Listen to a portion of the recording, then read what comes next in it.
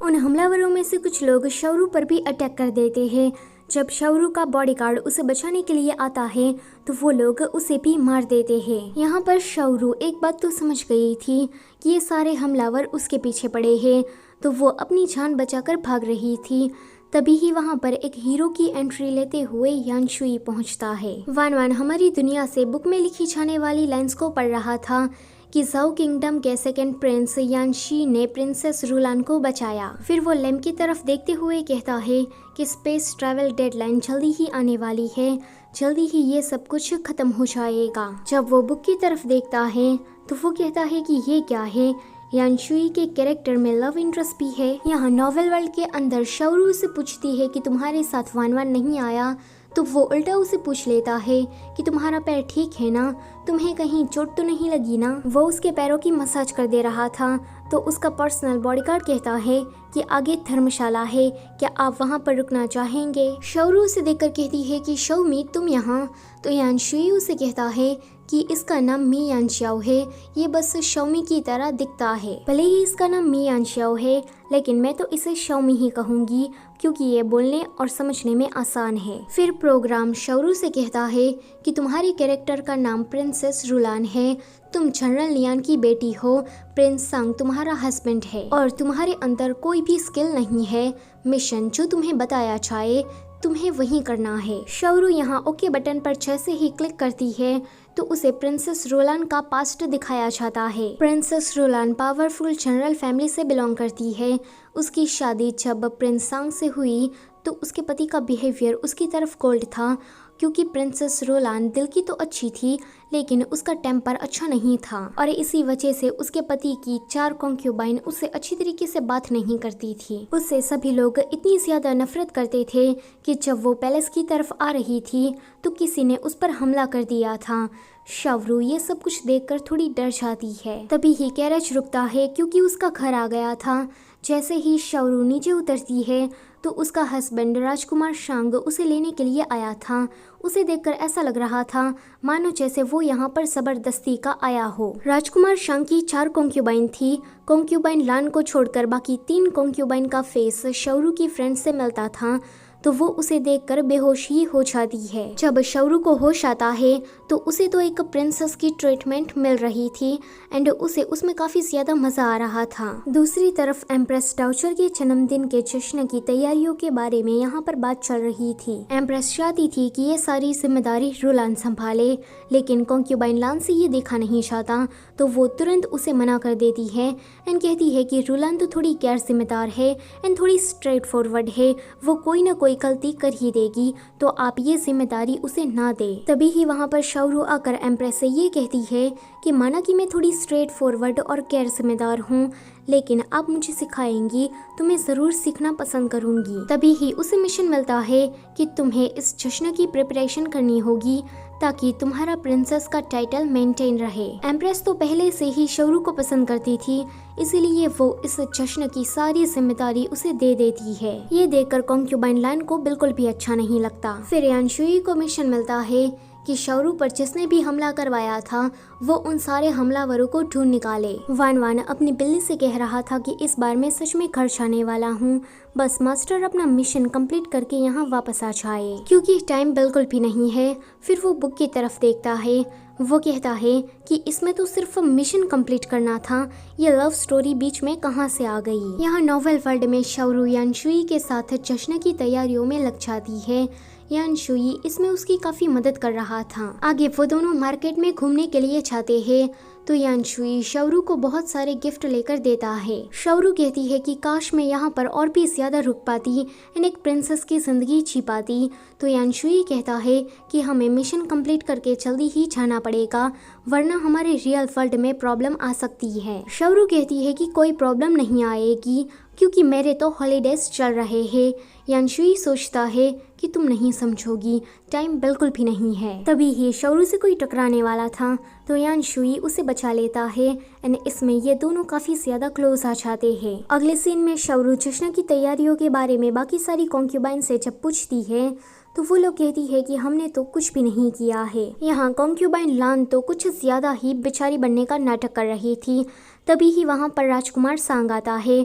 वो कहता है कि मेरी सारी कॉन्क्यूबाइन घुटनों के बल बैठी है। रुलान, तुम इन लोगों को इस तरह से ट्रीट कैसे कर सकती हो? जश्न की तैयारियों का सारा काम तुम्हें मिला है तो तुम खुद करो, इसमें इन सभी को मत घसीटो। इतना कहकर वो कॉन्क्यूबाइन लान के पास जाता है एंड उससे मीठी मीठी बातें करने लगता है। शाओरू ये देखकर वहाँ से चली जाती है एंड यानशुई के पास आकर कहती है कि ये टास्क तो काफी ज्यादा मुश्किल है। इस पर यानशुई कहता है कि फिर भी तुम्हें तो ये करना ही होगा।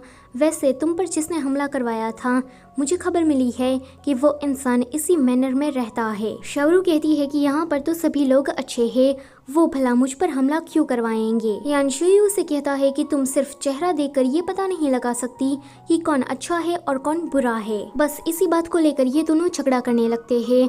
वो दोनों इतने क्यूट वे से झगड़ा कर रहे थे कि शाओमी को तो उन दोनों को देखकर खून की उल्टी ही हो जाती है। यहाँ पर राजकुमार शांग सोच रहा था कि पहले तो रुलान उसके पीछे पड़ी रहती थी एंड गलत काम करने से उसे टोकती थी, लेकिन इस बार उसने ऐसा कुछ नहीं किया। तो वो उसे मिलने का डिसाइड करता है, लेकिन शाओरू तो उससे कोई बात ही नहीं करती एंड वहाँ से जाने लगती है। राजकुमार शान यानशुई से कहता है कि क्राउन प्रिंस की डॉटर आ रही है तो तुम उसके लिए कुछ गिफ्ट प्रिपेयर कर लेना, क्योंकि आगे चलकर तुम दोनों की शादी होने वाली है। शादी वाली बातें शाओरू भी सुन लेती है एंड उसे ये सुनकर थोड़ा बुरा लगता है। अगले सीन में यानशुई ने शाओरू को जितने भी गिफ्ट दिए थे वो सारे गिफ्ट वो उन 3 कॉन्क्यूबाइंस को देती है। वो तीनों लोग इन सारे गिफ्ट को देखकर खुश थी, लेकिन एक ही सेकंड में उसकी खुशी गायब हो जाती है।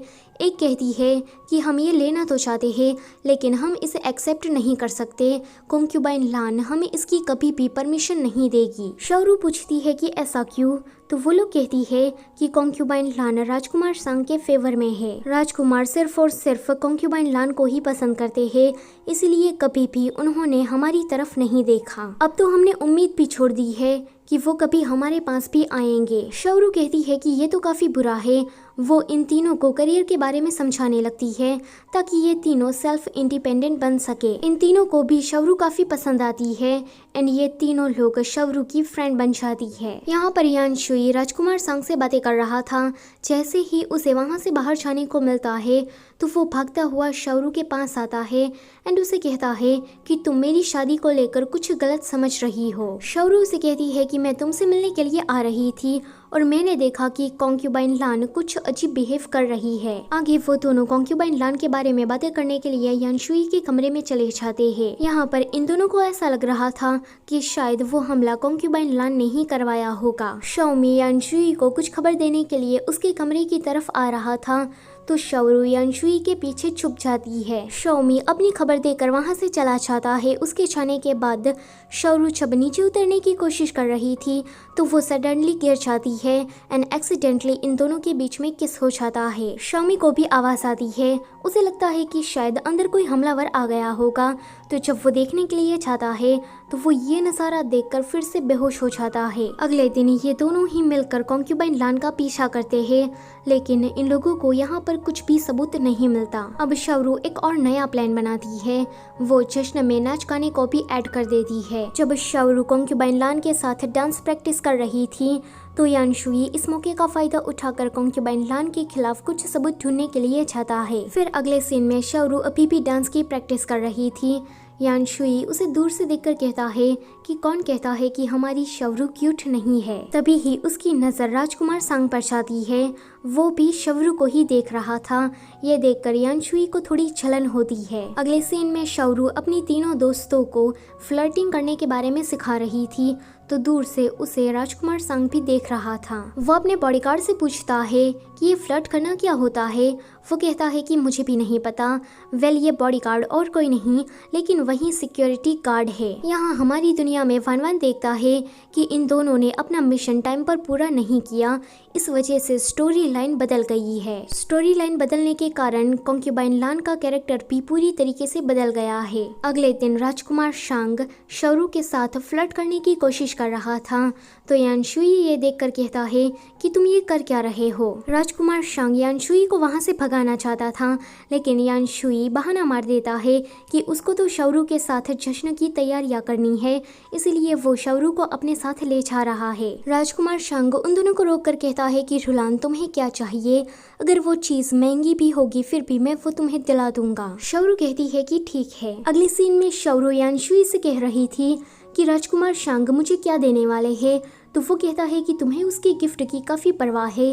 वो कहती है कि हाँ, फ्री में जो मिल रहा है। ये वाला सीन यहीं पर ही कट होता है। अगले सीन में यानशुई देखता है कि राजकुमार शांग का बॉडीगार्ड किसी मेड को लेटर दे रहा है और वो मेड ये लेटर शौरू को देने वाली है, तो वो बीच में आकर इस लेटर को ले लेता है। राजकुमार शांग ने उसमें लिखा था कि रात के 11 बजे उस तालाब वाली जगह के पास आकर मुझसे मिलना, मुझे पता है कि अभी भी तुम मुझसे प्यार करती हो तो तुम जरूर आओगी। अब ये लेटर पढ़कर यानशुई को इतनी ज्यादा जलन होती है कि वो रात के 11 बजे शौरू की जगह पर खुद बैठ जाता है। राजकुमार शांग आकर उसे गले लगा लेता है एंड उसके साथ लवी डवी होने लगता है, तो दूर से ये सारा नज़ारा एम्प्रेस और शौरू देख लेती है।